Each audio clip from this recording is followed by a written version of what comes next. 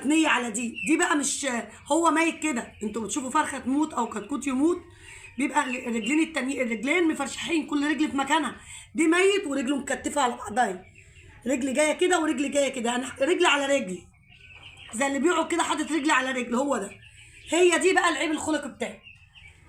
يعني برضه انا ايه هوريكم اهو قدامكم. بصوا يا جماعه الرجل بصوا الرجل اهي، الرجل اهي، بصوا بقى الرجل جاي ميت وايه، ميت ورجل جاي على رجل اهي. يعني هو اصلا الرجل اهي المفروض اهي، المفروض الرجل دي تبقى في مكان والتانيه في مكان، هو ميت كده. بصوا حتى انا لو سبتها كده، بصوا حتى انا لو سبتها تلقائي بتنزل هي رجل على رجل برضه اهي. يعني كده كده هي تلقائي، بصوا اهي بتنزل رجل على رجل. دي بقى ايه عيب خلقي، دي يا جماعه عيب خلقي. ده كانت ايه، كان سبحان الله الكتكوت. حبيت اوريكم عشان بس ما يبقاش ايه، انا لسه مكتشفه الموضوع ده دلوقتي، وسبحان الله ما كنتش اعرف ان الموضوع